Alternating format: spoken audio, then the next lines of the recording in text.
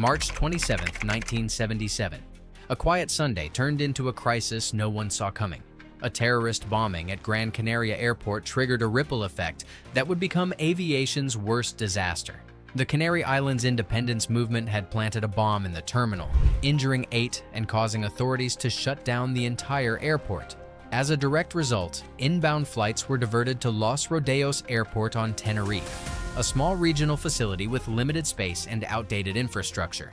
Among the rerouted planes were KLM Flight 4805 and Pan Am Flight 1736, both Boeing 747s. These weren't small regional jets, each carried hundreds of passengers, crew, and heavy fuel loads. Los Rodeos was never meant to handle traffic at this scale, especially with multiple 747s parked on narrow taxiways. The airport had only one runway and no parallel taxiway, so aircraft had to use the runway itself for taxiing and takeoffs. It was a logistical nightmare. While waiting for Gran Canaria to reopen, several delays stacked up. KLM decided to refuel at Tenerife, adding nearly 55,000 liters of fuel to an already heavy aircraft. That move would later prove fatal, as it increased the severity of the post-collision fire. Meanwhile, Pan Am remained stuck behind the KLM jet, unable to taxi around it due to congestion. Passenger issues added more pressure. Some of KLM's passengers briefly deboarded during the delay, and when they were recalled, it caused even more time loss. The longer the wait, the more anxious the crews became. Hours passed. Departure windows started tightening due to crew duty limits. Everyone was stuck, restless, and trying to stay on schedule in a situation where nothing was normal. All of these factors, the sudden reroute, a small, congested airport, refueling, scattered passengers, and stacking delays, lined up like dominoes. It was a chain reaction of inconveniences that, piece by piece, built the conditions for one of aviation's deadliest disasters.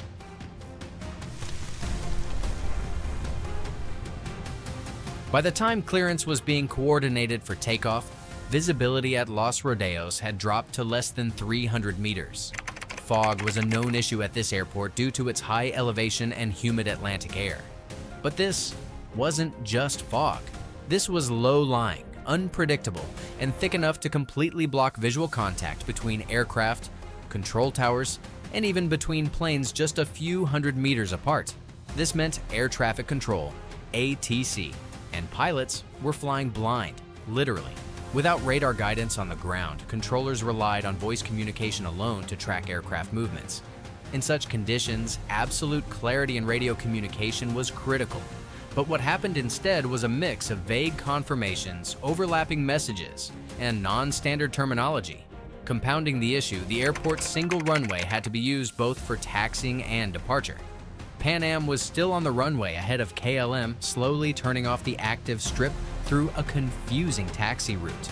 ATC had instructed Pan Am to take the third exit, but due to poor visibility and confusing signage, the crew missed it.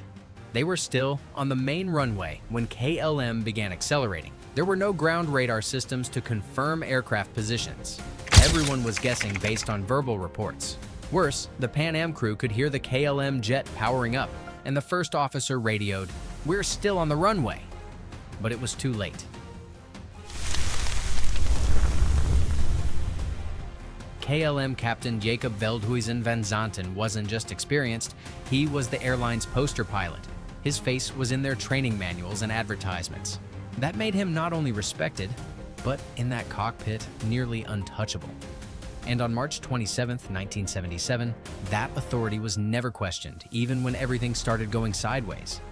After hours of delay and mounting pressure to get his passengers back to Amsterdam before his crew exceeded their legal duty limits, Van Zanten made a critical decision. He was going to take off as soon as possible, despite not having explicit clearance from air traffic control.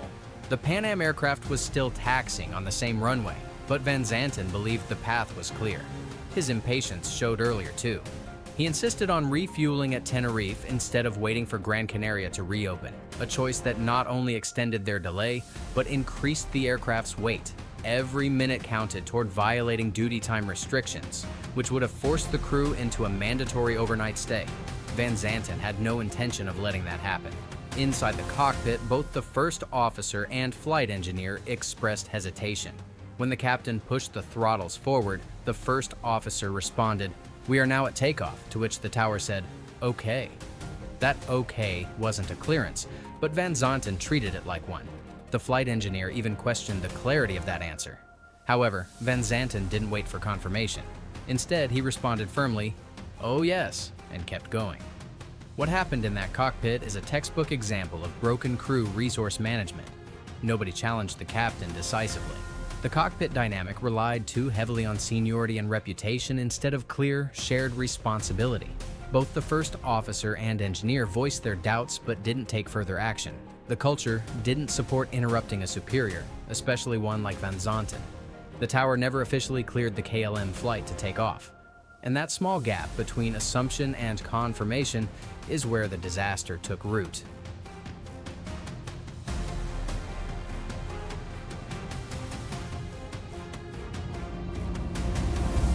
The KLM 747 was already accelerating down runway 30, and at that same moment the Pan Am 747 was still taxiing down the same runway, trying to find the third exit to get off. But the fog was so thick, they missed it. By the time they realized their position, the KLM plane was already coming fast and there was no turning back. The first officer on the Pan Am flight suddenly yelled, "There he is! Look at him! Goddamn, that son of a bitch coming!" But by then, KLM was traveling at 140 knots, roughly 260 kilometers per hour. Van Zanten tried to pull up early when he spotted the Pan Am jumbo jet. He yanked the controls back, trying to lift off over the obstacle. But a 747 doesn't fly like a fighter jet. It needed more speed and space than the runway had left. The tail of the KLM aircraft struck the ground during rotation, a tail strike because Van Zanten was trying to climb too sharply.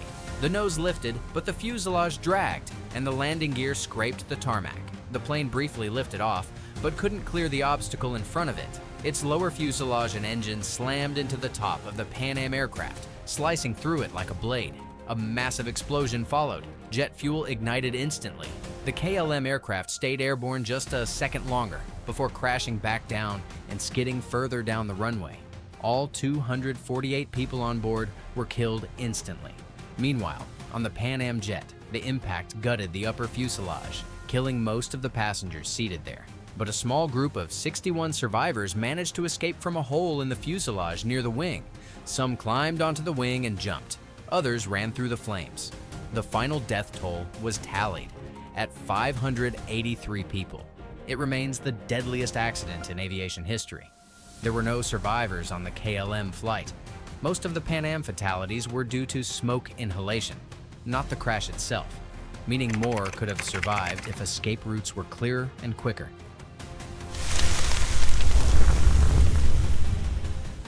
The Tenerife disaster shut down Los Rodeos Airport to all non-emergency traffic for several days.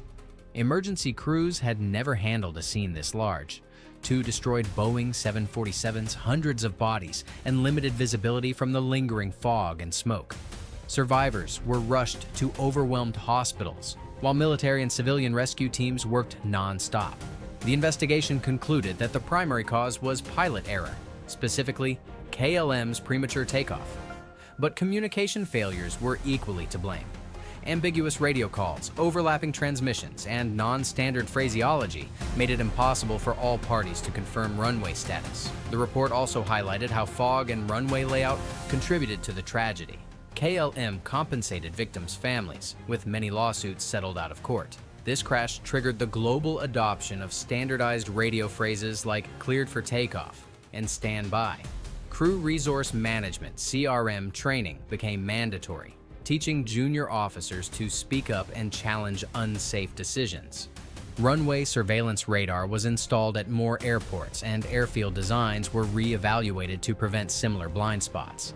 Eventually, Tenerife South Airport was built, modern, spacious, and far less vulnerable to fog delays. The crash didn't just expose flaws, it forced aviation to rebuild its safety foundation from the ground up. And even decades later, pilots still study Tenerife, not just as a tragedy, but as a lesson that shapes every flight. So, what's your take on this incident? Could something like this ever happen again with today's technology and training? Drop your thoughts in the comments, and if you found this story as gripping as we did, give the video a thumbs up and hit that subscribe button for more deep dives like this. Until next time, stay curious, and we will catch you in the next one.